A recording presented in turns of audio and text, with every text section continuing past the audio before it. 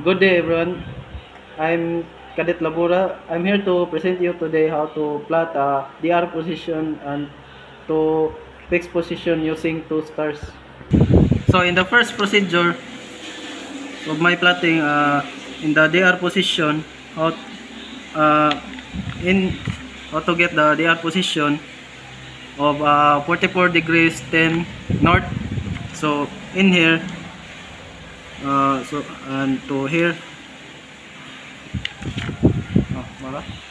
So in the DR position, uh, how to I underline in here to here, like the latitude is 44 degrees 10 north and the longitude is 169 degrees 30 east. And now this is the DR position. And now you need to get your ZN 85.2 in here, and to how to I drag in here. So this is now your ZN 85.2. And now you need to get your ITP 5.2 away using compass divider in here and to here, just like that. Now this is my DR position in ITP 5.2 away. And now you need to get your position line to the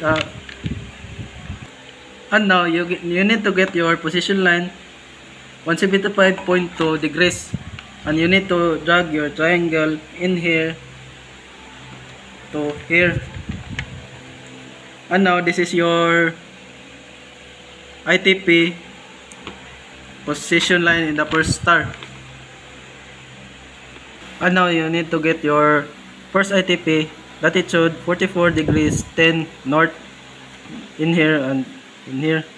So the second one is longitude 169 degrees 21 north in here and here.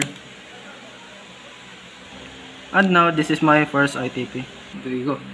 And now you need to get your ZN in the second star and 183.3 degrees in here and here, and you need to drag your ZN into the DR position in here and here. And now this is my my ZN ZN. And now you need to get your ZN in the second star. So this is my ZN 183.3 degrees, and you need to drag ZN in here to drag your ZN into the DR position. And now this is my ZN position in the second star.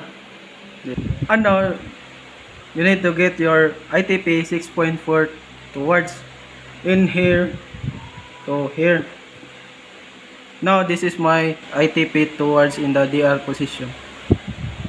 And now you need to get your position line to 73.3 degrees in here and here line, and you need to drag your position line here to here in the ITP. And now this is my ITP 273.3 degrees in the second star. And now you need to get your position line 273.3 degrees in here to here, and you need to drag your position line here to ITP here. And now this is my position line to 73.3 degrees in the second star. And now you need to get your fixed position in the first star. This is the first star and position, and the second one is the position second star. And so where they're gonna intercept to each other is the fixed position, and this is the fixed position latitude latitude 44 degrees to north and longitude 169 degrees 21 east. And the last one is the second ITP. How to get in here to here and from here to here. And now this is the second ITP, latitude 44 degrees to north and longitude 169 degrees 29 east. And now this is how to get the DR position to fixed position in the second star. That's all. And now this is how to get the second ITP, here to here and from here to there. And this is the second ITP, latitude 44 degrees to north and longitude 169 degrees 29 east.